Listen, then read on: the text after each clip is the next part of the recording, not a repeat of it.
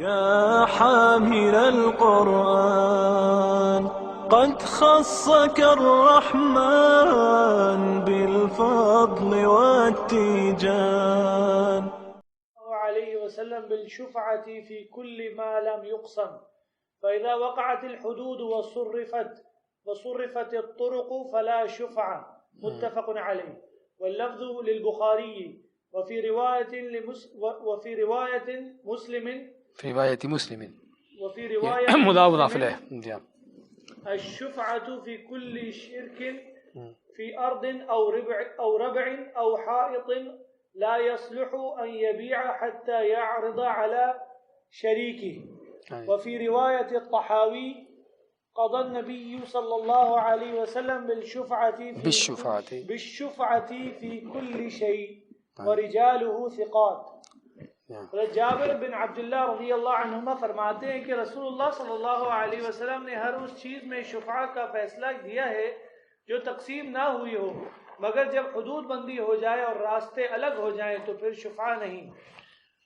اور مسلم کی ایک روایت میں ہے کہ شفعہ ہر مشترک چیز میں ہے، مثلا زمین میں، مکان میں، باغ میں، اپنے حصے دار شریک کے روبرو پیش کیے بغیر کسی کے لیے چیز فروخت کرنا درست نہیں۔ اور طحاوی میں ہے کہ نبی کریم صلی اللہ علیہ وسلم نے ہر چیز میں شفعہ کا حق رکھا ہے، اس کے راوی ثقہ ہے۔ بارک اللہ فیکم۔ باب الشفعہ، شفعہ کیا چیز ہے؟ شفعہ کا لفظ شفع سے شفع کے معنی ایک کے بجائے دو ہو جانا۔ تو یہاں پر بھی کیا ہے کہ شفعہ کیا ہوتا ہے کہ دو آدمی کسی چیز میں شریک ہیں، یعنی میرا اور آپ کا یہ مکان ہے، ہم دونوں اس مکان میں شریک ہیں، تو آپ اپنا حصہ جو ہے بیچ دیتے ہیں، اپنا حصہ آپ بیچ دیتے ہیں۔ اب کیا ہے کہ میرا حق ہے، میں جو آپ کے ساتھ شریک ہوں، میرا حق ہے کہ میں زبردستی آپ کا بیچا ہوا جو حصہ ہے وہ خریدار سے لے لوں۔ آپ نے جو بیچا ہے آپ کی بیع کو کینسل کر دوں، اور آپ کا جو بیچا ہوا حصہ ہے وہ زبردستی وہ اس کو وہ لے لوں، خرید لوں، سمجھے نا؟ تو یہ شفعہ ہے، یعنی دو آپ پارٹنر ہیں کسی چیز میں بھی، لیکن یہاں پر ہم اس کی تفصیل کا ذکر کریں گے۔ تو ایک پارٹنر اپنا حصہ کسی اور آدمی کو بیچ دیتا ہے۔ اب جو پہلا پارٹنر ہے، دوسرا پارٹنر اس کو حق ہے کہ وہ اس کی بیع کو کینسل کرے، اور جس کو اس نے بیچا ہے وہ اس کی چیز کو خرید کر وہ خود لے لے، اس سے خرید لے، یعنی کہ اس پر قبضہ کر لے، اس سے خرید لے۔ تو زبردستی اسے خریدنے کا حق دیا گیا ہے، زبردستی، اگرچہ مالک جو بیچنے والا ہو رضامند نہ بھی ہو۔ تو جو دوسرا پارٹنر ہے اس کو حق دیا گیا ہے کہ وہ زبردستی وہ بیچی ہوئی چیز کو اس سے لے سکتا ہے۔ یہ شفعہ ہے۔ اب یہ شفعہ کس چیز کے اندر ہے؟ پہلی بات تو اس شفعہ کے حکم کیوں دیا گیا؟ تو اس کا حکم اس لیے دیا گیا تاکہ کسی کو نقصان نہ ہو۔ اب فرض کرو میں آپ کے ساتھ پارٹنر ہوں اور ہمارے معاملات چل رہے ہیں، ایک دوسرے کے ساتھ تفاہم و تفہیم ہے، کوئی معاملات یعنی کہ اس میں کوئی مشکل نہیں ہے، لیکن آپ جس آدمی کو، نیا آدمی کو بیچتے ہو، ممکن ہے اس کا میرے ساتھ معاملہ نہ چلتا ہو، مجھے وہ آدمی پسند نہ ہو، اس کا میرے ساتھ میں نہیں چاہتا ہوں کہ میرے ساتھ وہ اس مکان میں رہے، میرے ساتھ اس کام میں شریک رہے، میرے ساتھ اس کھیت کے اندر اس کا حصہ رہے، سمجھے نا؟ کسی بھی انداز سے وہ آدمی مجھے پسند نہیں، میں نہیں چاہتا کہ وہ میرے ساتھ اس کی پارٹنرشپ ہو۔ تو پھر کیا ہے، اسلام نے پھر اجازت دی ہے، جس پارٹنر کا حصہ نہیں بکا اس کو اجازت دی ہے کہ وہ زبردستی اس سے اپنا حصہ، اس دوسرے آدمی پارٹنر کا حصہ جو ہے خرید لے، تاکہ جو ہے اس کو نقصان نہ ہو، نیا پارٹنر آنے کی وجہ سے اس کا نقصان نہ ہو۔ اس نقصان سے بچنے کے لیے چاہے تو اس کو چھوڑ بھی سکتا ہے، ٹھیک ہے ابھی تم نے بیچا ہے، نیا پارٹنر جو آیا ٹھیک ہے، مجھے مشکل نہیں، قبول کر سکتا ہے، لیکن اگر وہ چاہے تو اس سے زبردستی اس کو لے سکتا ہے، واپس لے سکتا ہے اور خرید سکتا ہے۔ تو یہ شفعہ ہے۔ یہ شفعہ ہے کس چیز کے اندر؟ حدیث کے الفاظ جو ہے مختلف ہے۔ حدیث کے الفاظ میں پہلی حدیث تو یہ ہے کہ بالشفعہ فی کل ما لم یقسم، کہ ہر وہ چیز جو تقسیم نہ ہوئی ہو اس میں آپ نے شفعہ کی حکم اس میں صادر کیا کہ اس میں شفعہ ہے، ہر وہ چیز جو تقسیم نہ ہوئی ہو۔ فَإِذَا وَقَعَتِ الْحُدُودُ، لیکن جب حدیں اور رستے نکل آئیں تو پھر کوئی شفعہ نہیں، اس کا مطلب کہ تقسیم ہو جائے۔ اچھا، اس حدیث میں یہ ہے. لیکن اگلی حدیث میں کہ مسلم کی جو روایت ہے الشفاعۃ فی کل شرک، اس میں ہمیں ایک اور چیز کا معلوم ہوا کہ شفاء صرف اس وقت ہے جب کسی کے دوسرے کے ساتھ شراکت ہے. شراکت نہیں تو پھر شفاء نہیں ہے. آگے حدیثیں آئیں گے اس موضوع پر بھی، اسی باب میں. تو فی کل شرک من ارض او ربع او حائط. اچھا، یہاں پر بھی آگے جن چیزوں کی مثالیں دی گئی ہیں وہ کیا مثالیں دی گئی ہیں؟ فی ارض یعنی کوئی کھیت ہے، کوئی زمین ہے، کوئی پلاٹ ہے. اور ربع کے معنی کوئی مکان ہے. او حائط یا کوئی یعنی دیوار نہیں، حائط کے معنی کیا کہ اس کو کہتے ہیں کہ کمپاؤنڈ، باؤنڈری، کمپاؤنڈ جیسے ہوتے ہیں. کیونکہ چیزیں پراپرٹی عام طور پر 3 طرح کی ہوتی ہے.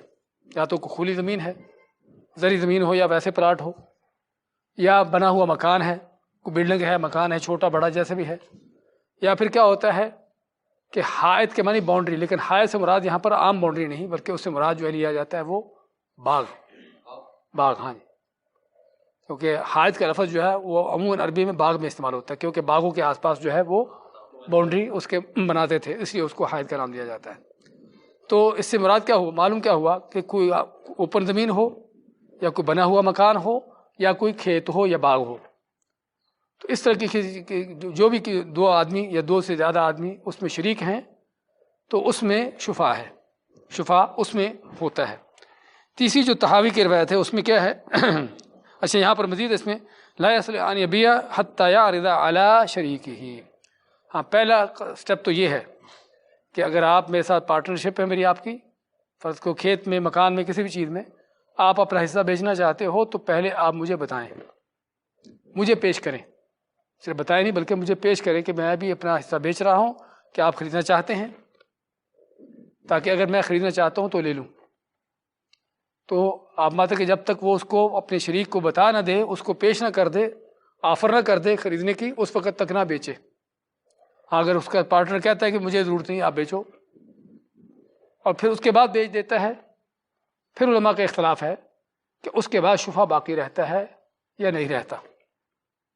ممکن ہے کہ آپ نے مجھے کہا ہو اس وقت جو ہے میرے پاس اس کو خریدنے کی رقم نہ ہو، انتظام نہ ہو، فرض کرو، یا مجھے اس کے نتیجے کا اثر نہ ہو، پتہ نہ ہو اس کا نتیجہ کیا ہوگا، اس کا نتیجہ کیا ہو سکتا ہے، مجھے اس کا اندازہ نہ ہو کہ آپ کس کو بیچیں گے.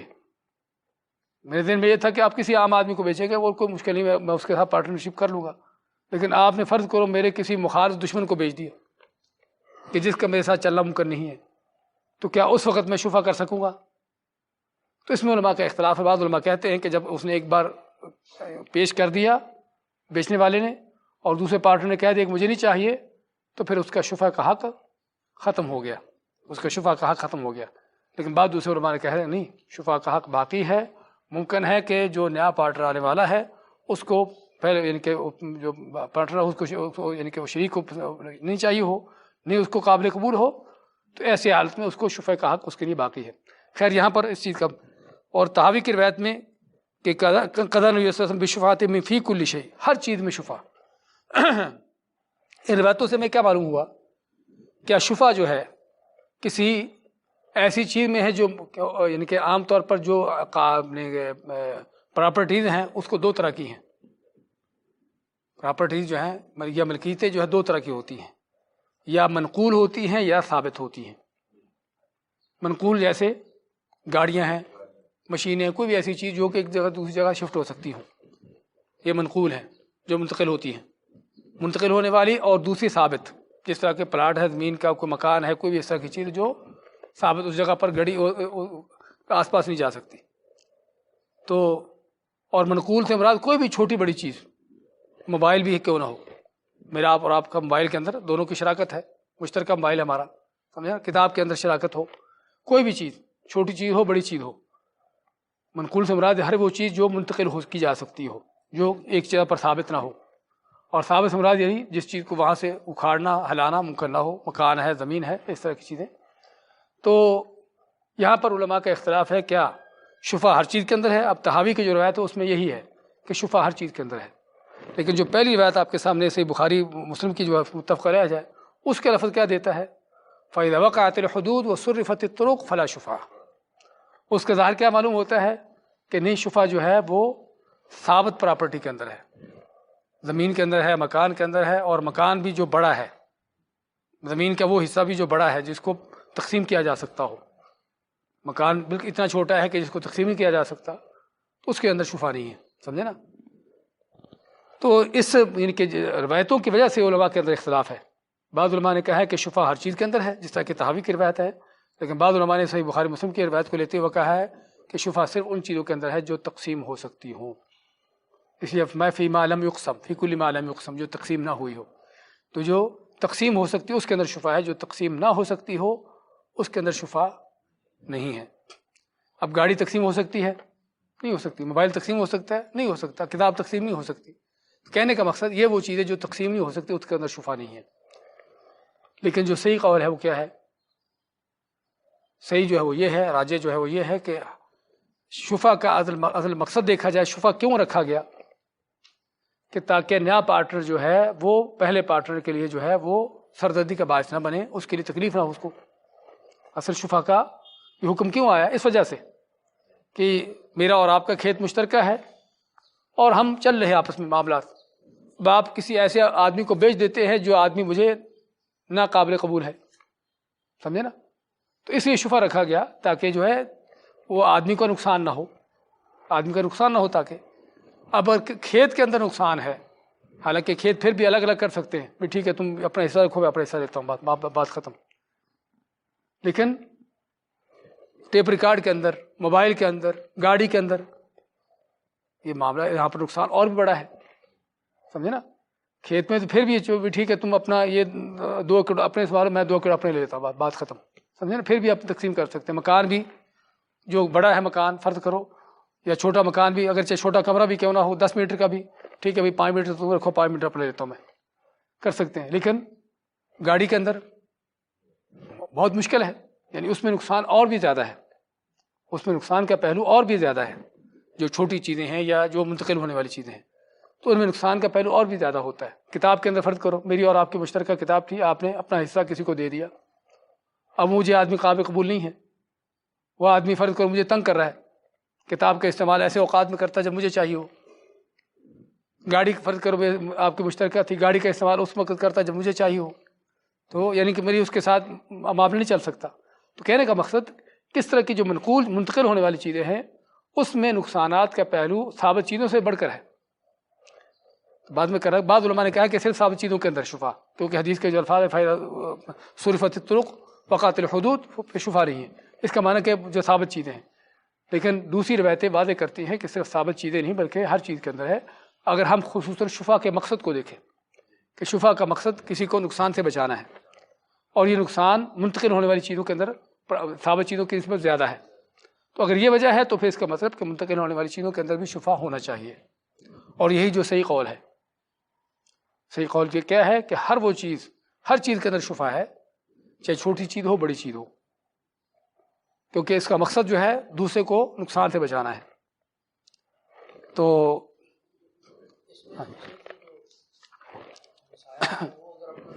آگے آ رہا ہے ہمسایہ کا آگے آ رہا ہے. جی ہاں، اگلی حدیث پڑھیے. وعن ابي رافع رضي الله تعالى عنه قال قال رسول الله صلى الله عليه وسلم الجار احق بالصقب اخرجه البخاري وفيه قصه. حضرت ابو رافع رضی اللہ تعالیٰ عنہ سے روایت ہے کہ رسول اللہ صلی اللہ علیہ وسلم نے فرمایا ہمسایہ اپنے قریبی ہونے کی وجہ سے زیادہ حق رکھتا ہے. اسے بخاری نے روایت کیا اور اس بارے میں لمبا قصہ ہے. لمبا قصہ آگے آ رہا ہے، پڑھیے ذرا 4-5 لائن میں. قصہ یہ ہے کہ ابو رافع نے، قصہ یہ ہے کہ ابو رافع رضی اللہ تعالیٰ عنہ نے سعد بن ابی وقاص رضی اللہ تعالیٰ عنہ سے کہا کہ میرے جو مکان تیری حویلی کے اندر ہے تو انہیں خرید لے. سعد رضی اللہ تعالیٰ نے کہا اللہ کی قسم میں تو ان کو نہیں خریدوں گا. مسور جو اس وقت ان کے پاس موجود تھے نے سعد سے کہا اللہ کی قسم تمہیں وہ ضرور خریدنے ہوں گے. سعد بولا اچھا تو میں بھی اللہ کی قسم کھا کر کہتا ہوں کہ 4000 سے زیادہ پر نہیں خریدوں گا، وہ اس کی مرضی ہے، یک مشت لے یا قسطوار. اس پر ابو رافع بولا میں نے 500 دینار میں دیے.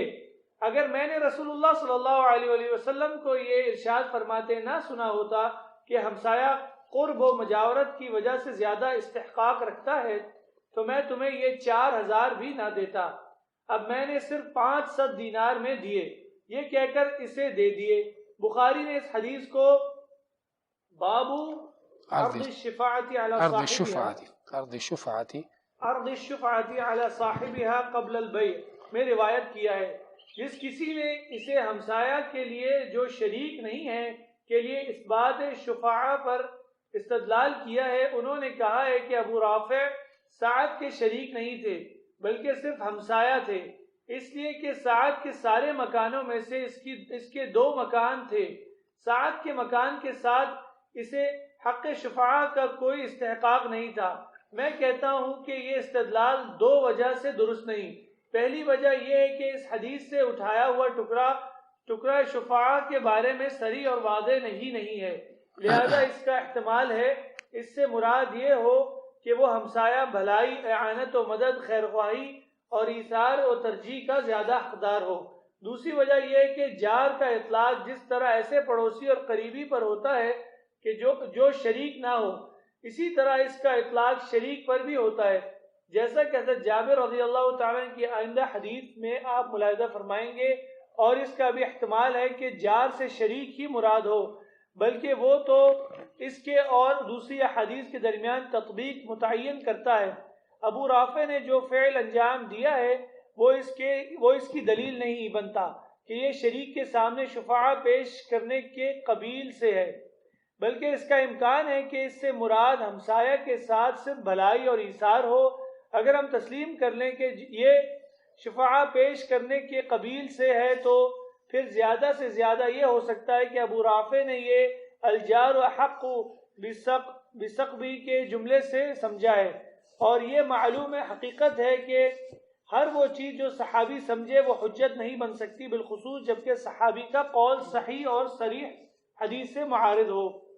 رسول اللہ صلی اللہ علیہ وسلم کا ارشاد کہ جب حدود متعین ہو جائیں اور راستے جدا جدا ہو جائیں تو پھر شفاعہ کا حق نہیں رہتا، یہ ہمسائے کے لیے شفاعہ کے حق کی نفی میں صریح نص ہے، اور جس نے یہ کہا ہے کہ یہ نص ہمسایہ کے اصل حق کے شفاعہ کی نفی پر دلالت نہیں کرتی، نہ منطوق پر اور نہ ہی اس کے مفہوم پر، پس گویا اس نے منطوق اور مفہوم کا معنی ہی نہیں سمجھا۔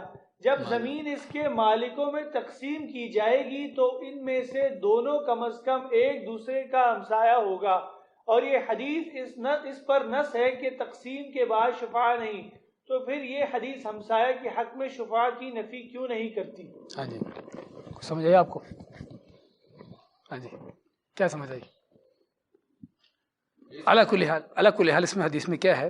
آپ میں کہ الجار و حق بساقبہ، کہ ہمسایہ جو ہے وہ اپنے قریبی ہونے کی وجہ سے زیادہ حقدار ہے۔ اس حدیث میں اور اگلی حدیث بھی جار الدار احق بالدار، کہ جو پڑوسی ہے گھر کا وہ اس گھر کا زیادہ حقدار ہے۔ تیسری اگلی حدیث بھی الجار احق بشفاعت جارہ ينتظر بها وان كان غائبا واذا كان طريقهما واحد۔ ان ساری حدیثوں کو مجمع کرتے تاکہ ہم کسی آپ کو نتیجہ پہنچائیں۔ آپ نے تیسری چیز میں کیا فرمایا کہ جار جو ہے، پڑوسی جو ہے، وہ شفا کا، اپنے پڑوسی کے شفا کا زیادہ حقدار ہے، اس کا انتظار کیا جائے گا پڑوسی کا۔ اگر پڑوسی غائب ہے، انکان غائباً یعنی اگر مسافر ہے، غائب ہے، موجود نہیں، تو اس کا انتظار کیا جائے، جب تک نہیں آئے اس کو، جب آئے تو اس کو پیش کیا جائے، اگر وہ لیتا ہے تو اس کو دیا جائے، اگر وہ نہیں لیتا پھر کسی اور کو دیا جائے، ہاں اگر راستہ دونوں کا ایک ہے۔ اچھا، تو یہاں پر پہلی بات تو پہلی حدیثوں میں ہم نے کیا پڑھا؟ شفا کا معنی سمجھ آ گیا نا آپ کو؟ ہاں عبداللہ، شفا کیا ہوتا ہے ذرا تاکہ وضاحت ہو جائے۔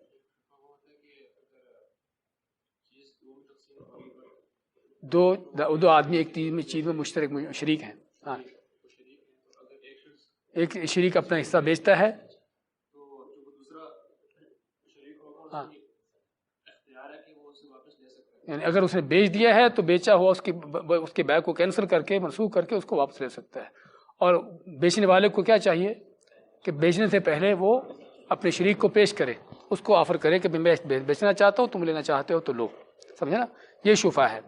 اچھا، پہلی حدیثوں میں ہم نے یہ بھی پڑھا کہ اگر اس میں طرق اور اپنے حدود نکل آتی ہیں تو پھر شفا نہیں ہے، سمجھے نا۔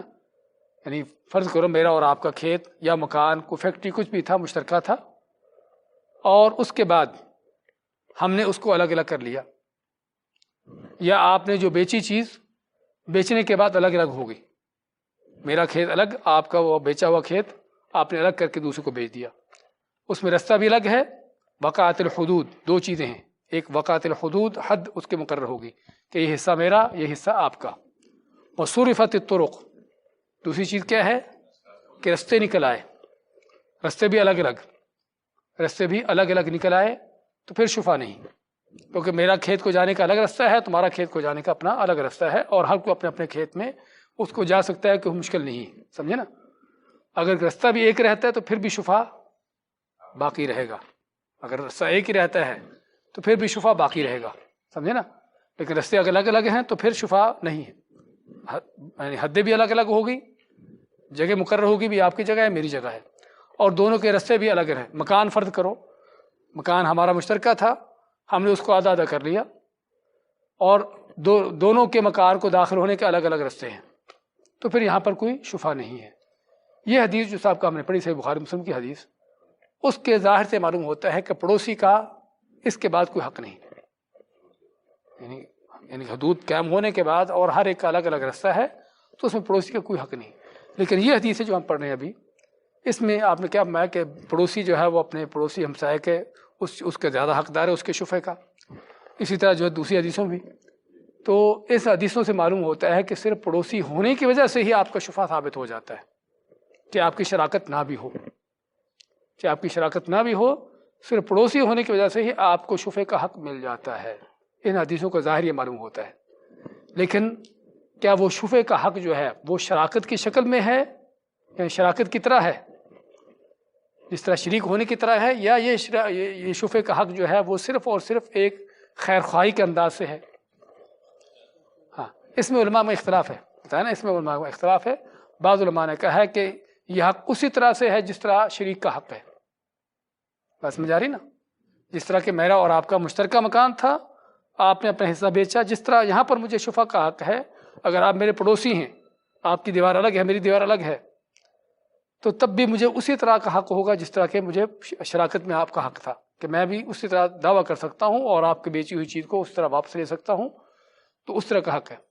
اور بعد نے کہا نہیں، یہ حق جو ہے صرف ایک ہمسایگی کی وجہ سے، آپس کے ساتھ خیر خواہی کی وجہ سے، نیکی بھلائی کے انداز سے ہے۔ کس وجہ سے؟ اس میں کیوں ہو سکتا ہے کہ ممکن ہے کہ آپ جس آدمی کو مکان بیچیں، اگرچہ مکان الگ ہے، اس کی دیوار الگ ہے، میرے ساتھ نہیں ملی، وہ الگ سے مکان ہے، لیکن وہ پڑوسی جو ہے وہ ایسا ہو جو میرے لیے سردردی کا باعث بنے، یعنی شور شرابہ ہو ان کا، کوئی گانے میوزک ہوں، کوئی اس طرح کے معاملات ہوں ان کے، سمجھے نا، یا ان کے یعنی کہ گاڑی ایسی جگہ پر کھڑی کرنا، کوئی اس طرح کے یعنی کہ معاملات ہوتے جس طرح پڑوسیوں کے، تو ایسا پڑوسی آپ لیں میرے پاس کہ جس کے ساتھ رہنا میرے لیے ممکن نہ ہو، اس لیے یعنی پڑوسی کا جو ذکر اس لیے آیا ہے۔ تو اس لیے بعض علماء نے کہا ہے کہ پڑوسی کا حق جو ہے، یعنی کہ پڑوسی کا شفا اسی طرح سے ہے جس طرح پارٹنرشپ یعنی شریک کا شفا ہے، اور بعض نے کہا ہے کہ پڑوسی کا شفا صرف اور صرف ایک جو ہے خیر خواہی کے انداز سے ہے۔ تو اس کا معنی اگر خیر خواہی کے انداز سے ہے تو پھر یہاں پر یعنی کہ وہ حق جو شریک کا حق جو شراکت کی شکل میں تھا اس شکل میں نہیں ہے، اس شکل میں نہیں ہے کہ آپ کو واقعی ہی اس کی بیچی ہوئی چیز کو آپ واپس کر سکیں، بلکہ اس کا یعنی کہ اگر خیر خواہی کے انداز سے وہ چاہے تو اس کو واپس کر دے، یعنی کہ اس کو لینا چاہے لے لے، ورنہ آپ کو اس میں اس کو زبردستی کرنے کا حق نہیں ہے۔ شراکت میں کیا ہے کہ زبردستی کرنے کا آپ کو حق ہے۔ ہاں جی، نہیں علماء میں اختلاف بتا رہا ہوں نا، جن علماء نے اس کو پڑوسی کو شراکت کی جگہ سمجھا ہے وہ کہتے ہیں کہ اس کا وہی حق ہے جو شریک کا حق ہے، زبردستی کر سکتا ہے، زبردستی بھی اس کے مکان کو بیچا مکان اس کی بیک کو کینسل کر کے وہ مکان اگر خود لینا چاہے تو لے سکتا ہے، سمجھے نا۔ ہاں، تو بعض علماء کہتے ہیں کہ نہیں، پڑوسی کا حق جو ہے جس کا الگ مکان ہے، پڑوسی جس کا الگ مکان ہے اس کا حق جو ہے وہ شراکت والے کا نہیں ہے، وہ صرف ایک معاونستہ یعنی کہ خیر خواہی کا صرف اس وجہ سے اس بنیاد پر ہے. اگر اس بنیاد پر ہے تو پھر وہ دونوں افہام و تفہیم کر کے ایک دوسرے کو کرنے لیکن زبردستی جو ہے اس کو واپس کرنے کا حق نہیں ہے. زبردستی کو اس کا حق نہیں ہے.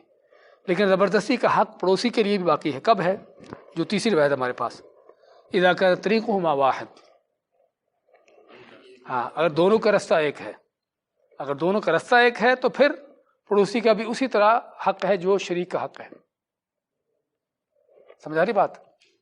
کہ شریک کے حق میں کیا تھا؟ ہم نے کہا کہ شریک کو اگر حق ہے شریک اپنے اس میں اس کو زبردستی اس کی بیع کو کینسل کرنے کا حق ہے، اور زبردستی اس کی جو بیچی ہوئی چیز ہے اس کو وہ خریدنے کا حقدار ہے.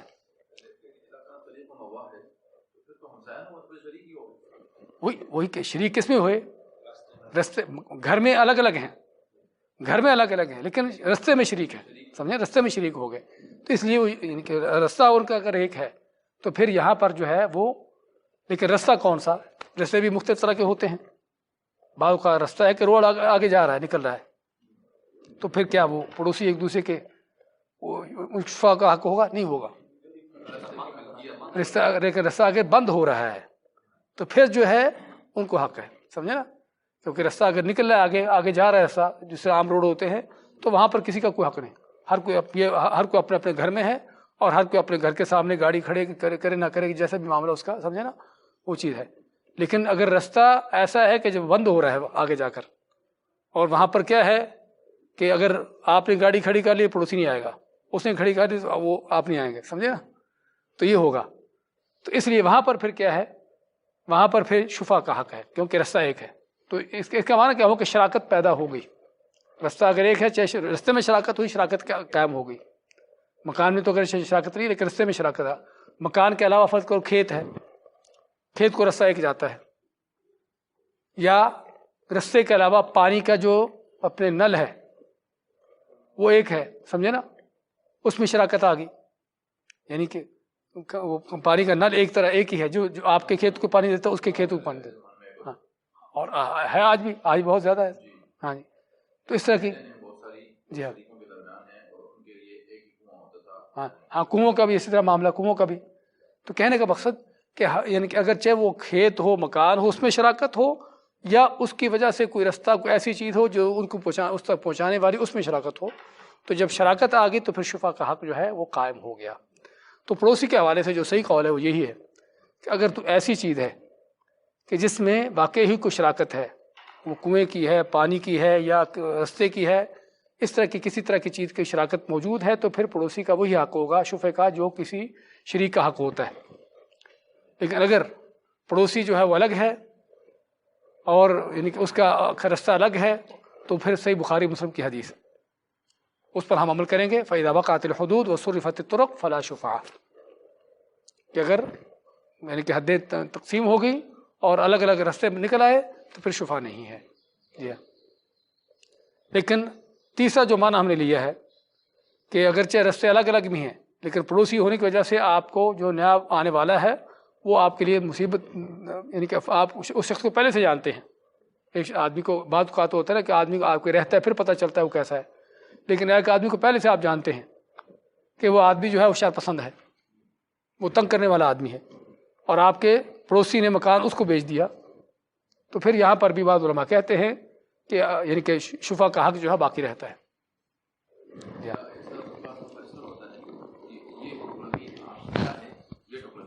ہاں جی.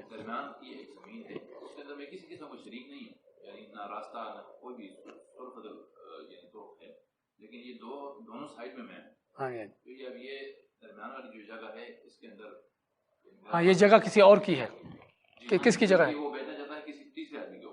ہاں یہاں پر بھی آپ کا بالکل، یہاں پر بھی آپ کو حق ہے، یہاں پر بھی چونکہ آپ کو حق ہے کیونکہ آپ کے جن کے زمینوں کے درمیان کوئی ایسا آدمی آ جائے جو آپ کو ناقابل قبول ہو، تو یہاں پر بھی. تو اس لیے علماء نے جیسے بتایا نا کہ اگر ہر وہ چیز جس میں پڑوسی کا نقصان ہو، اصل علماء نے جو قاعدہ کلیہ یہاں پر دیا ہے وہ یہ ہے کہ پڑوسی کا جس میں نقصان ہو، جو شفا کا اصل مقصد ہے، اصل شفا کا مقصد یہی ہے کہ پڑوسی کو نقصان سے بچانا. جب پڑوسی ہو، اور جس طرح یہاں پر ذکر کیا کہ انہوں نے کیا بتایا کہ پڑوسی کا معنی جو ہے عربی میں جار کا معنی بعض اوقات کیا ہوتا ہے کہ واقعی جو الگ الگ گھر میں رہنے والے جار ہیں، اور بعض اوقات جار ایک ہی چیز کے اندر جو شریک ہوتے ہیں ان کو بھی جار کہا گیا ہے. تو اس لیے جو جار کا لفظ حدیثوں کے اندر آتا ہے نا الجار، تو انہوں نے بعض علماء نے اس سے جار سے مراد یعنی جو شریک ہیں، پارٹنر ہیں، ان کا اس کا معنی لیا ہے. ہم کہتے ہیں وہ معنی نہ بھی ہو، اصل جو مقصد ہے شفا کا وہ کسی نقصان سے بچانا ہے. تو جہاں بھی نقصان کا پہلو ہوگا وہاں پر شفا جو ہے وہ ثابت ہوگا. اصل یہ ہے. ہاں جی کیا ہوگا؟ نہیں نہیں اس کو پھر ہاں اس کو دیکھنا نہیں، اس کو پھر دیکھنا جائے گا مارکیٹ میں اس کی مالیت کیا ہے. اب اگر تو فرق معمولی ہے تو پھر وہ جو پہلا پارٹنر جس نے بیچی ہے چیز اس کو قبول کرنا پڑے گا، سمجھے نا. ہاں جی لیکن اگر وہ فرق بہت زیادہ دے رہا ہے، یعنی آپ نے جس کو بیچا وہ 10,000 دے رہا تھا آپ کو اور پڑوسی کہتا میں 5,000 دوں گا، سمجھے نا، تو بہت بڑا فرق دے رہا ہے. پھر اس کا یعنی کہ وہ کورٹ میں جا کر اس طرح کے معاملات دیکھیں گے اور دیکھیں گے اس کی ویلیو بازار میں کیا ہے، واقعی مارکیٹ میں اس کی ویلیو کیا ہے.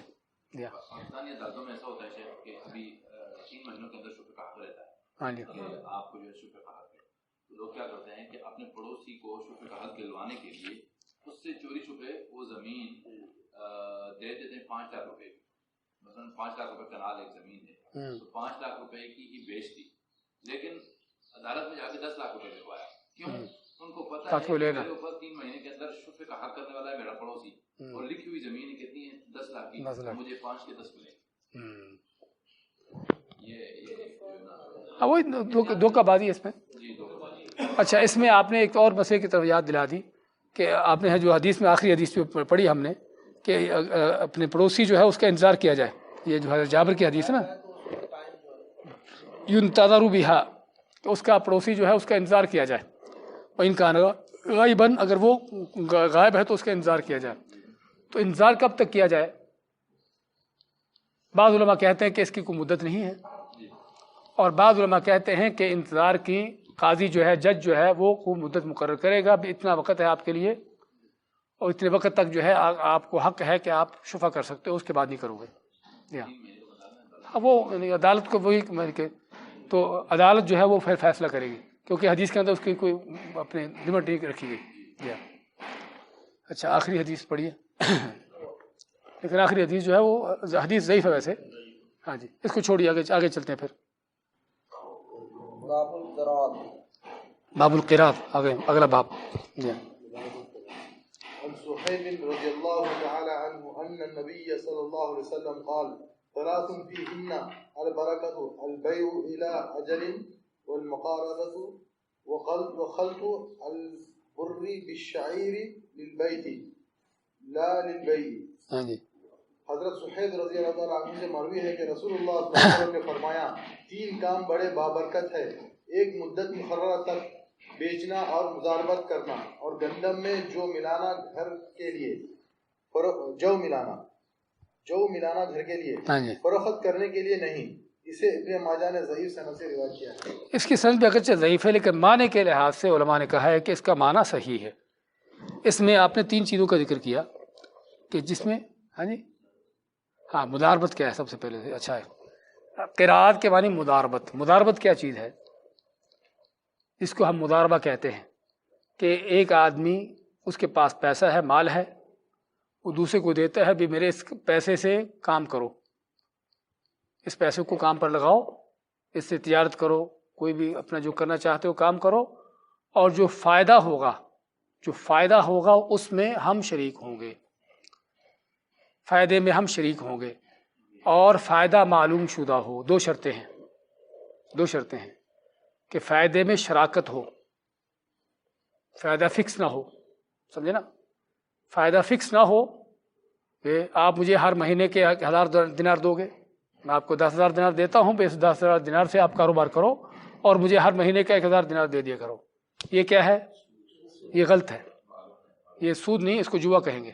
یہ جوا ہے، یہ معلوم شدہ ہے، اپنے فکس ہے. دوسرا تو اس کا معنی کہ فکس نہ ہو بلکہ کیا ہو؟ پرسنٹیج ہو. عربی میں اس کو کہتے ہیں مشاع، میم شین الف عین. مشاع کے معنی شو سے یعنی کہ مشترکہ ہو. کہ بھی اس میں 50% میرا 50% آپ کا، یا 30% میرا 70% آپ کا، جس طرح بھی طے ہو جائے. اس میں شرعی لحاظ سے کوئی طے ہونے کا کوئی حد مقرر نہیں کہ کتنا طے ہو، وہ جتنی بھی ان کے آپس میں طے ہو جائے کم یا زیادہ پر. تو پہلی بات تو اس کی پرسنٹیج ہو، فکس نہ ہو، کیونکہ فکس ہوگا تو اس کا نقصان کیا ہے کہ ممکن ہے جو میں 1000 دینار آپ پر مقرر کیا ہے کہ 10 دینار روز سے کاروبار کرو اور مجھے ہر مہینے کا 1000 دینار دینا، آپ کو 1000 کے بجائے 100 بھی نہ ملتا ہو، سمجھے نا، یا آپ کو 100 کے بجائے 1000 کے بجائے 5000 ملتا ہو، اور پھر مجھے جب پتہ چلے تو میں پریشان ہوں. تو اس لیے یہ پہلی شرط یہ ہے کہ مشاع ہو، مشاع کے معنی پرسنٹیج ہو، اور پرسنٹیج کا فائدہ یہ ہوگا کہ تھوڑا ہوگا زیادہ ہوگا جتنا بھی ہوگا اس میں وہ دونوں کا حصہ ہوگا، سمجھے نا. زیادہ پرافٹ ہوا تب بھی دونوں اس میں شریک ہیں، تھوڑا ہوا تب بھی دونوں اس میں شریک ہیں. اچھا، دوسری شرط کیا ہے کہ معلوم شدہ ہو، معلوم شدہ ہو کہ پرسنٹیج کتنی ہے، میرا کتنا حصہ کتنا ہوگا، تمہارا حصہ کتنا ہوگا، سمجھے نا. تو یہ معلوم شدہ ہو. تو دو شرطوں کے ساتھ مداربت جو ہے یہ ہے کہ آپ کہ مداربت کا معنی کیا ہے کہ کسی کو مال دینا کہ وہ اس مال کو کاروبار پر کسی کام پر لگائے، اور آپ اس سے طے کر لیں کہ جو فائدہ ہوگا، جو منافع ہوگا، وہ دونوں اس میں شریک ہوں گے. مال دینے والا بھی اور کام کرنے والا بھی دونوں اس میں شریک ہوں گے، اور شریک ہوں گے پرسنٹیج کی بنیاد پر اور معلوم شدہ مقدار، معلوم شدہ پرسنٹیج، یعنی پرسنٹیج ہو اور معلوم شدہ ہو. تو یہ ہے. تو اس میں اس حدیث میں جس طرح ذکر کر رہے تھے، تو اس حدیث میں اگرچہ سند کے اعتبار سے ضعیف ہے، لیکن علماء کہتے ہیں کہ اس میں یعنی کہ جو آپ نے فرمایا ہے کہ 3 چیزوں کے اندر برکت ہے، وہ کیا ہے کہ ایک جو ہے وہ البیع الی اجل. بیع الی اجل کیا ہے؟ جس کو قسطوں پر کہتے ہیں. تقسیط جو ہے، تقسیط، ہاں اقساط جو ہے، تقسیط جو ہے قسطوں پر کوئی چیز دینا کسی چیز کو، یعنی کہ وہ چاہے قسطوں پر ہو یا ویسے ہی ادھاری چیز دے رہا، ہاں بیع سلم وغیرہ جس طرح بھی ہے، یعنی ادھاری کوئی چیز بیچنا، کسی چیز کو اجارہ بیچنا، بھی ٹھیک ہے یہ چیز جو ہے آپ لے لو اور بعد میں اس کا پیسہ دے دینا. اس میں کیا خیر ہے؟ ہاں اس میں خریدنے والے کو پیسے زیادہ مل جاتے ہیں، بیچنے والے کو پیسے زیادہ مل جاتے ہیں، اور خریدنے والے کو فائدہ کیا ہوتا ہے کہ وہ وقتی طور پر اس کو، یعنی کہ ایک وقت سارا پیسہ دینے کی ضرورت نہیں ہوتی، وہ اس کو وقت مل جاتا ہے. اس میں یہ یعنی کہ اپنے برکت ہے. دوسرا مقارضہ معنی یہی جو یعنی کہ جو مداربت ہے، اس میں کیا برکت ہے؟ اس میں دونوں کا فائدہ ہے کہ میرے پاس مال پڑا ہوا ہے لیکن اس کو مال کو کام پر لگانے کا میرے پاس ٹائم نہیں ہے، سمجھے نا. دوسرا آدمی وہ بیچارہ فارغ بیٹھا ہو، اس کے پاس مال نہیں کہ جو کام کرے، تو اس میں میرا بھی فائدہ ہو گیا کہ میرا مال جو ہے وہ اپنے کام پر لگ گیا، مجھے فائدہ مل رہا بیٹھے بیٹھے، اور جس کو کام نہیں مل رہا تھا اس کو بھی کام مل گیا. تو اس میں اس لحاظ سے برکت ہے. اور تیسرا خلط البر بالشعیر للبیت لا للبیع، کہ جو کو گندم کے ساتھ مکس کر کے اس کا استعمال کرنا، آٹا وغیرہ جو بھی ہے، لیکن گھر کے لیے، اپنے گھر کے کھانے کے لیے، نہ کہ بیچنے کے لیے، کیونکہ بیچنے کے لیے میں دھوکہ ہوگا، ملاوٹ ہوگی، وہی نا منع ہوگا.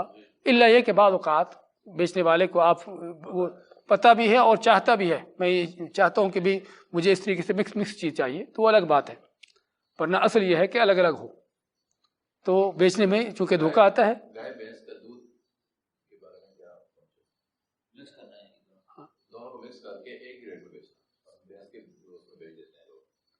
نہیں اگر تو دیکھیے نہیں اگر تو اس میں دھوکہ ہے تو پھر تو ناجائز ہے. اگر دھوکہ ہے تو ناجائز ہے، لیکن فرض کرو میں خود چاہتا ہوں کہ اس طرح کا مجھے دودھ ملے جو مکس ہو، سمجھے، پھر جائز ہے. بلکہ گائے بھینس کا دودھ نہیں، بلکہ پانی ملا ہوا دودھ، پانی ملا ہوا دودھ جو ہے اس کا کیا حکم ہے؟ ہاں وہ تو ہر قیمت کے کہے گا حرام ہے. اس میں نہیں، وہ خیر وہ الگ بات ہے، وہ تو ہے حرام، اس میں تو کوئی شک نہیں. ہم بات کریں پانی ملے ہوئے دودھ کی. پانی ملا ہوا دودھ جو ہے دیکھنے کو اصل یہ ہے کہ حرام ہے، سمجھے نا، لیکن جو صورتحال دیکھی گئی ہے، پائی گئی ہے، اس میں آپ کو ماننا پڑے گا کہ بعض اوقات یہ ضرورت ہے. نہیں، گرمیوں میں برف کے علاوہ بعض بیچارے لوگ جو ہیں وہ ان کی روٹین ہی پانی ملے ہوئے دودھ کی ہے. ان کو خالص دو گے تو بیمار ہو جائیں گے. ہوا ایسا. ہمارے جاننے والے کہتے ہیں کہ میں ان کو منع کیا کہ دودھ میں پانی ڈالا کرو بھائی. تو کہتے ہیں کہ آپ یہ کہتے ہیں ہم لوگوں کو جب خالص دودھ دیتے ہیں تو ہمارا دودھ نہیں لیتے کہ آپ کے دودھ سے ہمارے بچے بیمار ہو جاتے ہیں. تو اس لیے یہاں پر دیکھیے، لیکن یہاں پر وہ ان کو پتہ ہے کہ پانی ملا ہوا دودھ ہے تو مشکل نہیں ہے، سمجھے نا. آپ یہاں پر جس کو دے رہے ہیں اس کو پتہ ہے کہ پانی ملا ہوا دودھ ہے، تو وہ آپ سے خود جو ہے اس چیز کو اس انداز سے لے رہا ہے کہ پانی ملا ہوا دودھ، سمجھے نا، تو وہ جائز ہے. ورنہ اصل تو ناجائز دھوکہ ہے، کیونکہ میں آپ سے جب دودھ لیتا ہوں، میں فرض کرو آپ سے دودھ لیتا ہوں اس نیت پہ لیتا ہوں کہ خالص ہے، تو جب خالص کی نیت سے لوں گا تو آپ میرے ساتھ مجھے پانی ڈال کر دیں گے تو یہ دھوکہ ہوگا، یہ ناجائز ہے. لیکن دوسرے آدمی کو دیتے ہو کہ جو چاہتے یہ ہے کہ آپ دودھ وہ لائے جس میں پانی ملا ہو تاکہ بچے بیمار نہ ہو. ہاں جی، تو وہ آپ سے دودھ اسی بنیاد پر لے رہا ہے تو وہاں پر جائز ہوگا. اسی طرح کوئی بھی چیز، وہ گائے بھینس کا دودھ ہے، جو بھی اس طرح کی چیز ہو، تو اس میں اگر دھوکے کی کیفیت ہے تو ناجائز ہے. اگر جس کو دے رہے ہیں اس کو پتہ ہے کہ یہ چیز اس کی کیفیت یہ ہے تو اس وقت وہ جائز ہوگا، اور وہ اس چیز پر ہاں جو بھی ہے وہی دھوکہ، کہیں بھی دھوکہ کسی بھی شکل میں کیوں نہ ہو، وہ دھوکہ جو ہے وہ ناجائز ہے. لیکن اگر چیز ان کے جس کو دی جا رہی بیچی جا رہی اس کو واضح ہے یہ چیز اور خود جان بوجھ کر یہ چیز لے رہا ہے تو وہاں پر وہ جائز ہوگی. جی ہاں، اگلی حدیث دیکھیے. اگر فرض کریں وہ آدمی مجھے مال دیتا ہے کہ آپ اس پہ کام کریں اور اس میں پرسنٹیج میں خود سے کہہ دیتا ہوں کہ میں اس میں آپ کو 30% دوں گا. جی ہاں، اب جو کاروبار اور بزنس ہو رہا ہے اس میں مجھے پرافٹ اتنا نہیں ہو رہا، لیکن چونکہ میں نے اس سے فکس کیا ہوا ہے کہ میں آپ کو 30% دوں گا. ہاں جی، یعنی بجائے اس کے جس نے مال دیا وہ مجھے کہ میں نے خود کہہ دیا کہ میں آپ کو اتنے % دوں گا. ہاں جی. اس کا کیا ہے یہ جو فکس ہوا؟ نہیں، آپ نے طے کر لیا. دیکھیے پرسنٹیج میں تو یعنی کہ پرافٹ تھوڑا ہو زیادہ ہو، سمجھے نا. فرض کرو آپ کو 1000 دینار مل رہا ہے یا 1 دینار مل رہا ہے، وہ 1 دینار کے اندر بھی آپ کیا ہے 30% 30% آپ کے ہوں گے، باقی 70% اس کے ہوں گے.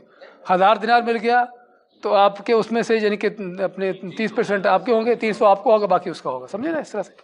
اس انداز ہے کہ فرض کریں آپ نے مجھے مال دیا، میں نے گاڑی لی، میں آپ کو کہتا ہوں کہ میں آپ کو جو گاڑی کا رینٹ ہے فرض کریں 30,000، میں آپ کو 30,000 دوں گا. نہیں دیکھیے اس میں سے فائدہ، یا اس لیے میں بار بار کہہ رہا ہوں فائدے میں ہوگی شراکت، ہاں اصل مال میں نہیں، سمجھے نا.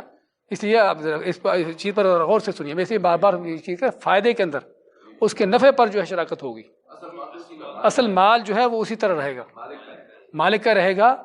لیکن آگے ہم پڑھیں گے کہ اگر مال کا نقصان ہو جاتا ہے تو کیا جس کو دیا گیا مال کیا اس کا ذمہ دار ہوگا؟ آگے آ رہی اگلی حدیث پڑھتے ہیں انشاءاللہ. آگے اس میں اگلی حدیث پڑھیں عبد الرحمن بھائی. وعن حكيم بن حزام رضي الله تعالى عنه أنه كان يشترط على الرجل إذا أعطاه مالا مقارضة ألا تجعل مالي في كيد رطب في كبد رطبة ولا تحمله في بحر ولا تنزل به في بطن مسيل فإن فعلت شيئا من ذلك فقد ضمنت مالي. رواه دارقطنی ورجاله ثقات.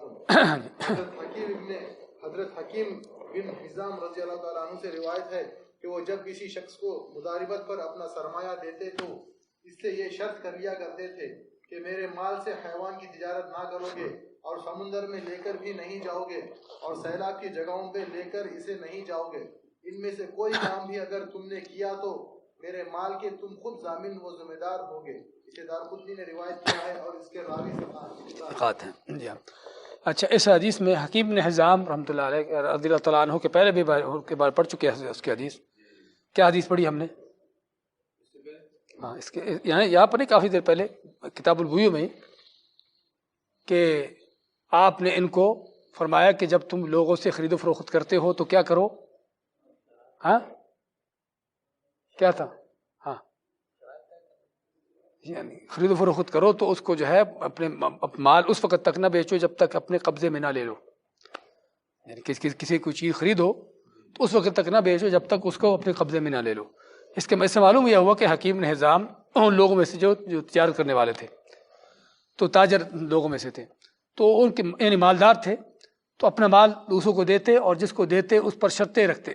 3 شرطیں یہاں پر ذکر کی ہوئی ہیں کہ لا تجعل مالی فی کبد رطبۃ، کہ کسی جاندار چیز میں میرا مال نہ لگانا، اس مال سے کاروبار کسی جاندار چیز میں نہ کرنا۔ کیا مطلب؟ کہ جانوروں کو خرید و فروخت کرنا یا جانوروں کو جو ہے اپنے لے کر پالنا، اس طرح کی چیزیں کرنا، اس سے کیوں منع کرتے؟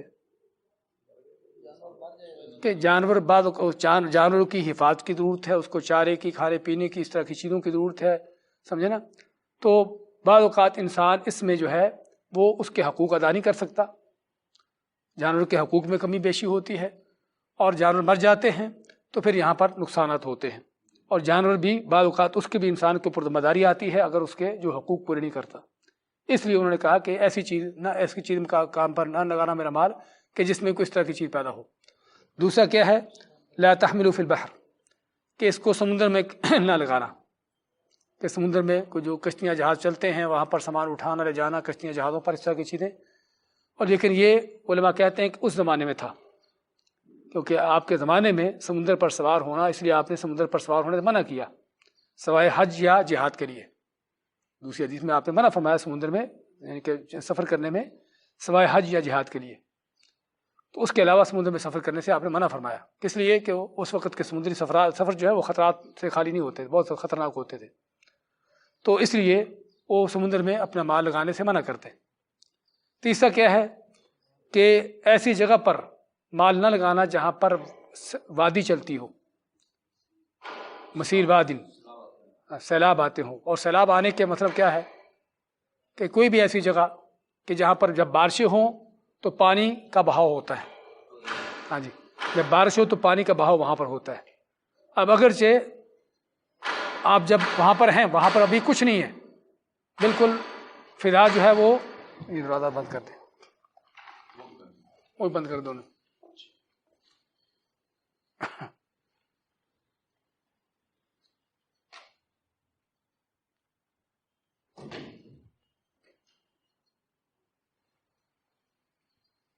آپ نے جب یعنی آپ فرض کرو کسی وادی میں بیٹھے ہیں اور سورج دھوپ تیز لگی ہے، بارش کا کوئی نام و نشان نہیں ہے، اور کوئی سیلاب آنے کا کسی طرف سے کوئی دور کی امید بھی نہیں ہے، لیکن بعض اوقات وادیاں ایسی ہوتی ہے کہ وہاں پر آدمی جب بارش یا سیلاب آتا ہے تو وہاں سے اپنے آپ کو سنبھال نہیں پاتا، نکل نہیں سکتا۔ اس لیے عربوں کے ہاں خصوصاً یہ مشہور مثال ہے، ایک دوسرے کو وصیت کرتے ہوئے کہتے کہ کسی وادی میں نہ ٹھہرنا، کسی وادی میں جو پہاڑوں کے درمیان ایسی جگہ پر نہ ٹھہرنا، اور یہ واقعات ہوتے بھی ہیں۔ اس لیے انہوں نے کہا کہ کسی ایسی جگہ پر، ہاں وہ ہوتا ہے، اور اچانک آدمی کو کوئی دور اس کے وہم و گمان نہیں ہوتا، اچانک اس طرح کی چیز ہو جاتی ہے، ہاں جی۔ تو اس لیے انہوں نے کہا کہ میرا مال ایسی جگہ، مقصد کیا ہے کہ انہوں نے شرطیں لگائی کہ مال کے محفوظ ہونے کی، اور جس کو مال دے رہے تھے اس کو پہلے سے ہی اس بات کی تعلیمات دے دینی کہ مال ایسی جگہ پر نہ لگانا جہاں پر مال ضائع ہو، سمندر ہو یا وادی اس طرح کی جگہ ہو یا ایسے جانور ہو مویشی وغیرہ اس طرح کی جہاں پر مال ضائع ہو ایسی جگہ پر نہ لگانا۔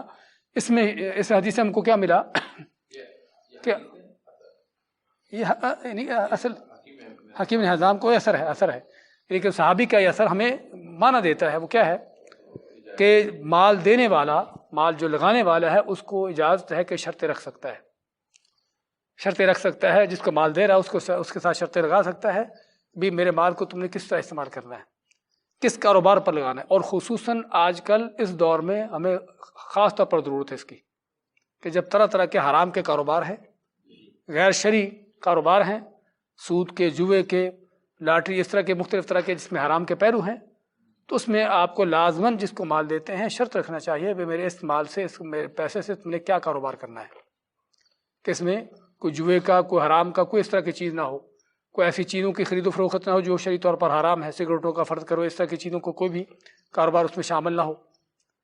یعنی آپ چاہے جنرل اسٹور کیوں نہیں کھولتے، لیکن جنرل اسٹور میں کوئی ایسی چیزیں رکھ دیتے ہیں سگریٹوں جیسی تو جو آپ کے کاروبار کو حرام کی کر دیں گی۔ تو خصوصاً یعنی کہنے کا مقصد اس حدیث سے ہم کو یہ فائدہ ملتا ہے کہ مال دینے والے کو چاہیے کہ جس کو مال دے رہا ہے اس کو اس پر شرطیں مقرر کر دے کہ میرے اس مال کو تم نے، ایک تو یہاں پر تو شرط انہوں نے صرف مقرر کی تھی مال کے محفوظ کرنے کی، لیکن اس سے زیادہ اہم شرط جو ہے وہ مال کے حلال رہنے کی، کہ مال کی اس کو حلال رہے، اس میں کوئی حرام کی انکم نہ ہو. تو یہ شرطیں رکھنا اس پر اس کا فرض بنتا ہے بعض اوقات، اور بعض اوقات یعنی کہ اس کا حق ہے. حق میں سے یہاں پر جس طرح کہ اگر وہ ایسا کام کرتا ہے، آپ نے شرط اس پر رکھی کہ میرے مال کو اس طرح سے استعمال نہیں کرنا جس میں آپ کو پتا ہو کہ نقصان ہوتا ہے، یا جس میں آپ کو پتا ہو کہ یہ چیز حرام کی ہے، اور پھر بھی اس میں استعمال کرتا ہے، اگر نقصان دہ چیز، نقصان ہونے والی چیز ہو، نقصان ہو گیا تو اس کا ضامن ہے. اگر اس نے مال کو حرام چیز میں استعمال کیا تو تب بھی آپ کا حق ہے کہ اپنا مال اس سے واپس فوری طور پر لے لے، اور جو نقصان ہوگا وہ اس کا ذمہ دار وہ خود ہوگا، کیونکہ آپ کی شرط کو اس نے پورا نہیں کیا، آپ کی شرط کے خلاف چلا ہے.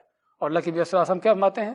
المسلمون علی شروطہم، کہ مسلمان اپنی شرطوں پر باقی ہیں، یعنی جو بھی شرط آپس میں طے ہوتی ہے، الا شرط حرم حلالا او احل حراما، کہ سوائے اس شرط کے جو حرام کو حلال یا حرام کو حلال یا حلال کو حرام کرے.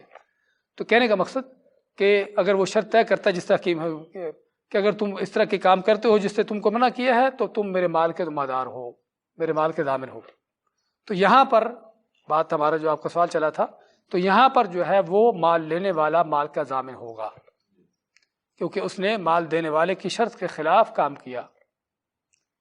لیکن اگر ویسے ہی اس کو دیتا ہے مال دینے والا، اس پر کوئی شرط نہیں رکھتا اس طرح کی چیزوں کی، اور وہ مال جس کو دیا گیا ہے وہ امانت داری کے ساتھ، بغیر لاپرواہی کے، دو شرطیں، امانت داری بھی اور لاپرواہی بھی نہ ہو، لاپرواہی کے بغیر امانت داری کے ساتھ اس میں کام کرتا ہے اور پھر نقصان ہو جاتا ہے تو پھر اس کا ذمہ دار نہیں ہے. یہ ہمارے معاشرے میں بہت بڑی قباحت پائی جاتی ہے، جہالت پائی جاتی ہے کہ جس کو مال دیا جاتا ہے اگر نقصان ہو گیا تو اس کے سر پر چڑھ گئے بھی لاؤ میرا مال. شرعی طور پر وہ اس کا ذمہ دار نہیں ہے. اگر مال جو ہے اس کی بغیر لاپرواہی کے اور اس کی بددیانتی کے بغیر ضائع ہوا ہے، ہاں اگر اس نے بددیانتی کی ہے، کوئی لاپرواہی کی ہے جس وجہ سے مال کا نقصان ہوا ہے تو پھر اس کا ذمہ دار ہوگا، ورنہ اس کا ذمہ دار نہیں ہے. اگلی حدیث پڑھیں. وقال مالك في الموطأ عن العلاء بن عبد الرحمن ابن يعقوب عن أبيه عن جده أنه عمل في مال باد لعثمان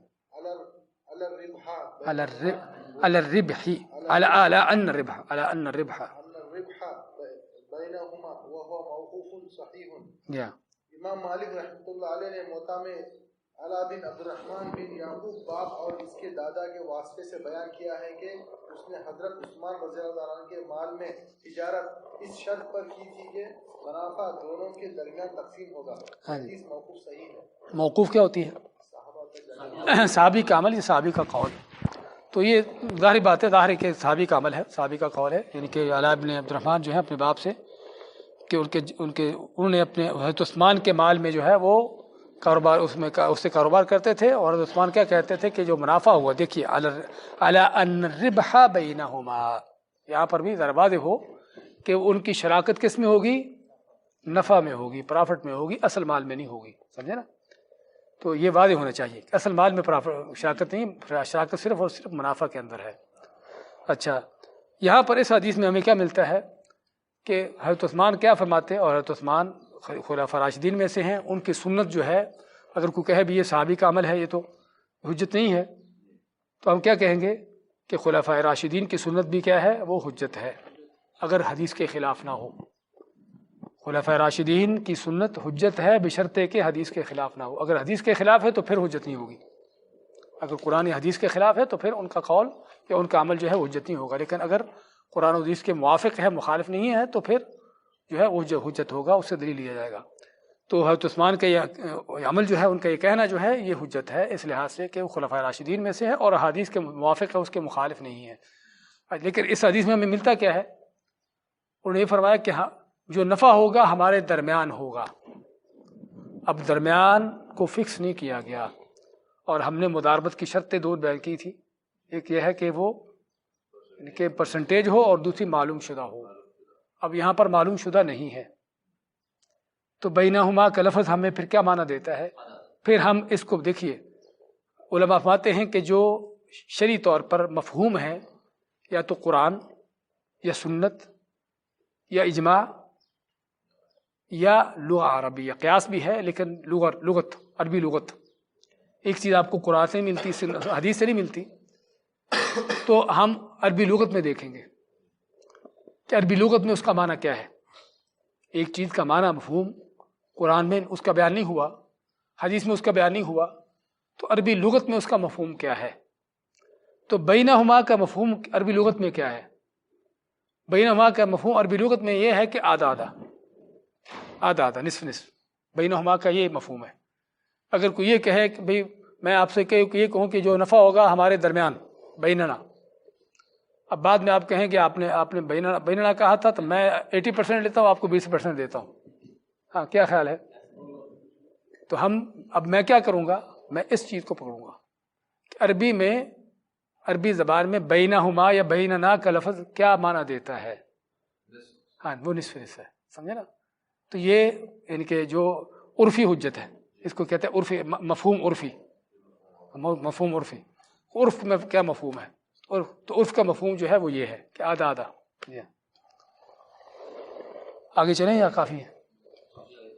ہاں جی، آگے باب تو دوسرا شروع ہو گیا، لیکن آگے صرف شروع کی جو حدیث ہے نا اس میں دو چیزیں ہیں۔ اگر آپ چاہتے ہیں تو ہم پہلی حدیث لے لیتے ہیں، ہاں پہلی حدیث لے لیتے ہیں، اس میں اصل میں دو چیزیں ہیں، پہلی لے لیتے ہیں، باقی جو دوسرا کافی لمبا ہے اس کو باقی چھوڑتے ہیں بعد میں، کیونکہ باقی کافی لمبا ہے، اس پر شاید ہمارا ٹائم لگے۔ جی ہاں پڑھیے، یا اپنے زمان بھائی آپ پڑھیے۔ بسم اللہ الرحمن الرحیم۔ باب المساقۃ والاجارہ۔ عن ابن عمر رضی اللہ تعالی عنہما ان رسول اللہ صلی اللہ علیہ وسلم عامل اہل خیبر بشطر ما یخرج منها من ثمر او زرع، متفق علیہ۔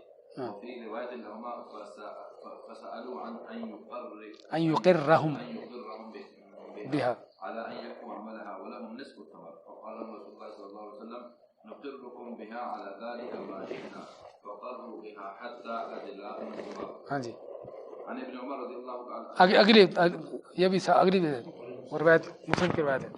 ولمسلم أن رسول الله صلى الله عليه وسلم دفع إلى يهود خيبر النخل خيبر وأرضها على أن يعتمدوها من أموالهم ولهم شطر ثمرها۔ ہاں جی، باب عباشی اور زمینوں کو ٹھیکہ پر دینے کا بیان۔ ابن عمر رضی اللہ تعالیٰ سے حضرت ابن عمر رضی اللہ تعالیٰ سے روایت ہے، رسول اللہ صلی اللہ علیہ وسلم نے اہل خیبر سے اس طرح معاملہ طے کیا کہ پھل اور کھیتی باڑی سے جو کچھ حاصل ہو اس میں سے آدھا تمہارا۔ اور ان دونوں کی ایک روایت میں ہے کہ اہل خیبر نے خود آپ سے مطالبہ کیا کہ آپ صلی اللہ علیہ وسلم ان کو یہاں ٹھہرنے دیں، یعنی زمینوں پر قابض رہنے دیں، وہ کھیتی باڑی کریں گے اور اس کی پیداوار میں سے مسلمانوں کو آدھا حصہ دیا کریں گے۔ تو نبی کریم صلی اللہ علیہ وسلم نے فرمایا اس شرط پر کہ ہم تمہیں جب تک چاہیں گے رہنے دیں گے۔ یہ فرما کر ان کو ان زمینوں پر برقرار رکھا، یہ زمینوں پر برقرار رہے تاہا کہ حضرت عمر رضی اللہ تعالیٰ عنہ نے ان کو جلاوطن کر دیا۔ اور مسلم کی ایک روایت میں ہے کہ رسول اللہ صلی اللہ علیہ وسلم نے خیبر کے یہود کو خیبر کی کھجوریں اور زمین اسی شرط پر دی تھی کہ وہ اپنے اموال سے ان پر کام کریں گے اور ان کے لیے ان کی پیداوار کا آدھا حصہ ہوگا۔ جی بارک اللہ فیک۔ باب المساقات والاجارہ۔ مساقات کیا ہے؟ آپ پاشی، یعنی آپ پاشی کے معنی کیا ہوتا ہے کہ کھیت آپ کا ہے، زمین آپ کی ہے، میں اس پر کھیتی کروں، زمین آپ کی ہے اور میں اس پر کھیتی کروں، چاہے اس پر باغات اگا لوں یا باغات ہیں ان کے اندر کام کروں یا اس پر فصلیں اگاؤں، کچھ بھی ہے، تو اس سے مساقات کا لفظ ہے سقی سے، سقی کے معنی پانی دینا، تو یہ آپ پاشی۔ اور دوسرا والاجارہ، اجارہ کے معنی کوئی بھی چیز ٹھیکے یا کرائے پر دینا، رینٹ پر، وہ صرف ٹھیکے کا لفظ نہیں، ٹھیکے کا لفظ ہمیں ایک خاص معنی دیتا ہے، تو اس کا صحیح لفظ جو ہے وہ کوئی بھی چیز کرائے پر دینا، چاہے وہ زمین ہو، مکان ہو، گاڑی ہو، کچھ بھی کیوں نہ ہو، سمجھے نا، تو وہ کرائے کا۔ تو آپاشی کیا ہے؟ جس طرح میں نے بتایا ہے کہ زمین، کسی کی زمین پر دوسرا آدمی اس پر کھیت اگائے، باغات اگائے اور اس پر کام کرے، وہ اس پر کام کرے، زمین آپ کی رہے گی اور میں اس پر کام کروں گا، اور جو فصل پیدا ہوگی یعنی کہ باغ کا پھل آئے گا یا فصل آئے گی، وہ میرے اور آپ کے درمیان ہوگی، تو یہ ہے آبپاشی یا جس کو مساقات کا نام دیا گیا ہے. اس میں یہ حدیث پیش کرتے ہیں عبداللہ بن عمر کی حدیث کہ آپ صلی اللہ علیہ وسلم نے خیبر فتح کیا، اور خیبر کس سال فتح ہوا؟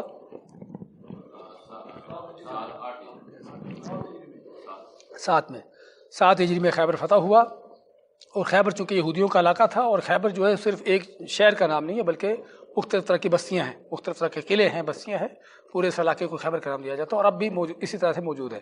جی ہاں، ابھی تک کچھ قلعے وہاں پر کھڑے ہیں. جی ہاں، تو خیبر کو جب فتح کیا تو اب مسلمان ظاہر بات جہاد میں، دعوت میں، ان کاموں میں مصروف تھے. تو بعض روایتوں میں، جس طرح آپ دونوں روایتیں دیکھ رہے ہیں، کہ آپ نے خود یہودیوں کو دیا کہ تم اس پر کام کرو، اور دوسری روایت میں آتا ہے کہ وہ یہودیوں نے آپ سے طلب کیا کہ اب کہ یہودیوں نے دیکھا کہ مسلمان ہم پر غالب تو آ گئے ہیں، ہم ان کے قبضہ میں ہیں، تو انہوں نے خود طلب کیا کہ آپ ہمیں یہاں پر رہنے دو، تو ہم اس کھیت میں کام کرتے ہیں، چونکہ ہم ان چیزوں کو بہتر طور پر جاننے والے ہیں، تو ہمیں اس پر رہنے دیا جائے، تو جو اس میں سے پیداوار ہوگی وہ آدھی، یعنی کہ اس کا پھل جو ہے ہمارے اور آپ کے درمیان آدھا آدھا ہوگا. تو آپ نے ان کو فرمایا کہ نقرکم بہا علی ذلک ما شئنا، کہ ہم تمہیں اس چیز پر باقی رکھتے ہیں جب تک ہم چاہیں گے. اس میں کیا ملا کہ کافر کو کسی کام پر لگایا جا سکتا ہے، اگرچہ وہ یہودیوں کی طرح کا بددیانت بھی کیوں نہ ہو، لیکن اگر ظاہر معلوم یہ ہوگا کہ یہ کام جو اس کو دیا جا رہا ہے اس میں وہ صحیح کام کر پائے گا، تو تب بھی اس کو اس طرح کا کام اس کے ذمہ سونپا جا سکتا ہے، جس طرح کہ آپ صلی اللہ علیہ وسلم نے یہودیوں کے ساتھ یہ چیز کی. اور لیکن کیا ان کو اس طرح کی چیز ہمیشہ کے لیے دی جائے گی؟ بلکہ آپ میں کہ جب تک ہم چاہیں گے، جب تک ہم چاہیں گے تم کو اس چیز پر، اس یعنی کہ ایگریمنٹ جو تم سے ہوا ہے اس پر باقی رکھیں گے، اور جب ہم چاہیں گے تم کو تمہارے کینسل کر دیں گے. اس لیے عمر فاروق نے اپنے دور میں، اور یہودی آپ کے باقی دور میں 3 سال تک، آپ کے فوت ہونے تک، اور بکر صدیق کا 2 سال کا جو زمانہ ہے اس میں، اور عمر فاروق کے ابتدائی دور تک اس پر باقی رہے. اور عمر فاروق نے اپنے دور میں پھر جو ہے ان کو وہاں سے نکالا. کیوں نکالا؟ اس میں علماء نے کئی توجیحات بیان کی ہیں. ایک تو یہ ہے کہ آپ صلی اللہ علیہ وسلم نے فوت ہوتے ہوئے فرمایا تھا کہ لا یجتمع دینان فی جزیرۃ العرب، کہ جزیرۃ العرب میں 2 دین جمع نہیں ہونے چاہیے. اور آپ نے فرمایا کہ اخرج الیہود والنصارى من جزیرۃ العرب، کہ جزیرۃ العرب سے یہود و نصارہ کو نکالو. تو اللہ کے نبی صلی اللہ علیہ وسلم نے فوت ہوتے ہوئے یہ وصیت کی تھی. لیکن بکر صدیق اپنے زمانے میں جو ردت کی جو جنگیں تھیں، اور دوسرے منکرین زکوٰۃ، دوسرے اس طرح کے لوگوں کے ساتھ مصروف رہے، تو عمر فاروق کو جب موقع لگا تو پھر انہوں نے ان کو وہاں سے نکالا. ایک تو وجہ سب سے بڑی یہ بیان کی جاتی ہے، اور دوسرا کچھ ان کی بدعہدیاں تھیں، کچھ یہودیوں کی غداریاں بھی تھیں. اس میں عبداللہ بن عمر کا واقعہ آتا ہے کہ وہاں پر گئے تو ان کو پھینکا گیا، کسی نے پھینکا کسی جگہ سے، حتیٰ کہ ان کا ٹخنا یا گھٹنا نکل گیا. تو اس پر بھی، اور بھی کچھ ان کی بدعہدیاں، اس طرح کی چیزیں ان کے بارے میں ذکر کی جاتی ہیں. تو جس وجہ سے عمر نے پھر ان کو نکالا. تو جب ان کو نکالنے لگے تو یہودیوں کے سردار جو تھا اس نے کہا کہ تمہارے نبی نے تو ہمیں یہاں پر ٹھہرنے کا حکم دیا ہے. تو تم فرماتے ہیں کہ مجھے پتہ ہے کہ انہوں نے تمہیں کس طرح سے ٹھہرایا ہے. ہاں، انہوں نے آپ کو کہا تھا کہ ہم تم کو اس چیز پر رکھتے ہیں جب تک ہم چاہیں گے. تو اس لیے تم یہ نہ کہو کہ تمہارے نبی نے تم کو ٹھہرایا تھا تم ہمیشہ کے لیے یہاں پر ٹھہرو گے. تو پھر انہوں نے وہاں سے ان کو نکالا گیا. تو کہنے کا مقصد اس میں آپ نے یہودیوں کی یعنی کہ طلب پر، یا آپ نے خود ان کو جو ہے اس زمین پر کھیت کام کرنے کو بولا. اور جو صحیح مسلم کی روایت، اس میں ہمیں ایک اور چیز ملتی ہے کہ آپ نے ان کو، یہودیوں کو، اس زمین پر کام کرنے پر لگایا. شرط کیا تھی؟ کہ اپنے مالوں سے اس پر کام کریں گے، یعنی اس کے باغات میں جو بھی ہوگا، جو بھی خرچہ وغیرہ ہوگا، ان یہودیوں کا اپنا ہوگا. مسلمانوں کو صرف کیا ہے، بغیر کسی خرچے کے، بغیر کسی چیز کے آدھا مال اس کا ملے گا. اور یہ ایک جزیہ کی شکل کہہ لیجئے، سمجھے نا؟ ہاں جی، ملکیت. ہاں یہ ملکیت ہے، ملکیت صحیح بات، ملکیت ہے. یہ ملکیت کی شکل ہے. جزیہ تو اس وقت ہوتا ہے جب جو، اور جزیہ ویسے بھی اس کی دوسری شکل ہے. جزیہ جو ہے وہ کیا ہے،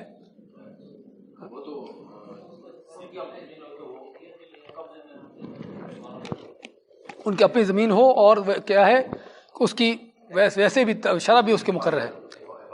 ہاں، مسلمانوں کی حفاظت کریں گے، اور اس کی شرح بھی مقرر ہے. 1 دینار تقریباً ہر یعنی کہ جو بالغ ان کا آدمی ہے. خیر تو یہاں پر تو آپ نے ان سے شرط کی کہ وہ خود اپنے مال سے جو اس پر کام کریں گے. یہ روایت ہمیں کیا معنی دیتی ہے کہ جس کو آپ زمین دیتے ہیں کام کرنے کے لیے، کیا اس زمین کے اندر جو بیج وغیرہ اس کے اخراجات آپ اس میں اس کے ساتھ شریک ہوں گے، یا بیج آپ کا ہوگا یا اس کا ہوگا؟ یہ علماء کے مختلف اقوال ہیں. بعض علماء کہتے ہیں کہ جس کی زمین ہے بیج وغیرہ بھی اسی کا ہوگا. دوسرے کہتے ہیں نہیں، جو زمین پر کام کرنے والا بیج بھی اسی کا ہوگا. اور تیسرے کیا کہتے ہیں، نہیں دونوں اس میں شریک ہوں گے، دونوں اس میں شریک ہوں گے. جس طرح کہ وہ اس کی پیداوار میں شریک ہیں اس طرح اس کے اخراجات میں بھی شریک ہوں گے. لیکن یہ حدیث اس بات کی بات دلیل ہے کہ آپ نے یہودیوں کو اس شرط پر وہاں پر رکھا، کام کرنے کا کہا کہ وہ اپنے مال سے وہاں پر کام کریں گے. تو یہ حدیث اس علماء کی دلیل، ان کو قول کی دلیل ہے جو کہتے ہیں کہ بیج جو ہے وہ کام کرنے والے کا ہوگا، مالک کا نہیں ہوگا. بیج یا جو بھی اس کے اخراجات ہیں، آج کل بیج کے علاوہ سپرے ہوتے ہیں، مختلف طرح کی کھادیں ہوتی ہیں، مختلف طرح کس طرح کی چیزیں ہوتی ہیں، کٹائی وٹائی کے جو اخراجات کچھ بھی ہے، اس سبھی کا ذمہ دار جو ہے وہ کام کرنے والا ہوگا، نہ کہ زمین کا مالک. سمجھے نا؟ تو ہاں جی، اصل یہ حدیث ہمیں اس بات کا یعنی کہ یہ حکم دیتی ہے کہ زمین پر جو کام کرنے والا ہے وہ ان چیزوں کا ذمہ دار ہے. وہ کرنے کو کر سکتے ہیں، لیکن اگر فرض کرو دونوں کا اختلاف ہو جاتا ہے. کھیتی میں آپ نے مجھ سے کھیت لے لیا کہ میں اس پر کام کرتا ہوں، اور سال کے بعد جب تقسیم کرنے پر آئے آپ مجھے ایک لمبی لسٹ دے دیں کہ اس کھیتی پر اتنے اخراجات ہوئے ہیں. سمجھے نا؟ تو اس وقت میرا اور آپ کا اختلاف ہو جائے، پھر وہاں پر کیا ہوگا؟ وہاں پر یہ حدیث جو ہے وہ فیصلہ کرے گی. اصل یہ ہے کہ اگر کوئی چیز طے نہیں ہوئی تو پھر حدیث کی روح سے کام کرنے والا جو ہے اس کا ذمہ دار ہوگا.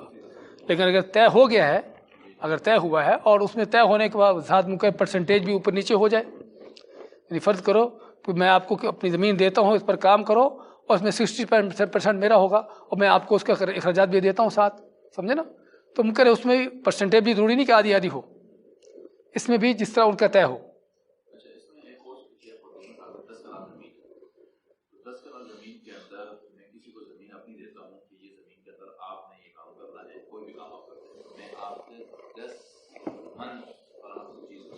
یہ غلط ہے. پرسنٹیج لینا ہوگی. سمجھے نا؟ نہیں یہ غلط ہے. اور آگے حدیث پڑھیں گے، آگے حدیثیں آئیں گی ہمارے پاس، یعنی کہ زمین کو کرائے پر دینے کے حوالے سے، زمین پر کرائے پر دینے کے حوالے سے اس میں جو ہے آپ دیکھیں یہاں پر شطر، یہاں پر آدھا پرسنٹیج ہے. اس لیے یہاں پر بھی جس طرح کے اپنے مضاربت میں تھا، اسی طرح یہ بھی مضاربت سے ملتا جلتا ہے بالکل. وہاں پر مال دیا تھا، یہاں پر آپ نے زمین دی ہے. فرق صرف یہ ہے کہ وہاں پر آپ نے مال دیا تھا، پیسہ دیا تھا، اور یہاں پر آپ نے زمین دی ہے. فرق صرف اتنا ہے، ورنہ بالکل سیم یہ بھی مضاربت ہے، اسی کی شکل ہے. تو اس لیے پرسنٹیج ہونا یعنی ضروری ہے، فکس کر لینا صحیح نہیں ہے. پرسنٹیج ہونا چاہیے، کتنی آپ کے طے ہو جائے، آدھی ہو جائے، تیسرا حصہ دو طے حصے ہو جائے، جس طرح بھی آپ کا طے ہو. تو اس میں پرسنٹیج ہے، اس میں فکس کرنا صحیح نہیں ہے. فکس کرنا بھی صحیح نہیں، اور آگے حدیثیں ہمارے پاس آئیں گی، اس میں یہ بھی صحیح نہیں کہ آپ کچھ زمین کا حصہ اپنے لیے مقرر کر لیں کہ یہ زمین اس پر آپ کام کرو، یہ جو 10 ایکڑ زمین ہے اس کی پیداوار میں لوں گا اور اس کی تم لوگے. یہ بھی آپ نے منع فرمایا ہے. سمجھے نا؟ ہاں جی. تو کسی چیز کو فکس کر دینا، کسی حصے کو مقرر کر لینا، یہ بھی جو ہے یہ بھی منع ہے. آگے حدیث سے اس کے بارے میں آ رہی ہے انشاءاللہ. تو خیر یہ حدیث تھی کس سے متعلقہ؟ مساقات کے متعلقہ، یعنی کہ جو پاشی کے متعلقہ. باقی حدیثیں تقریباً اجارہ سے ہیں، وہ انشاءاللہ بعد میں لیں گے. بارک اللہ فیک.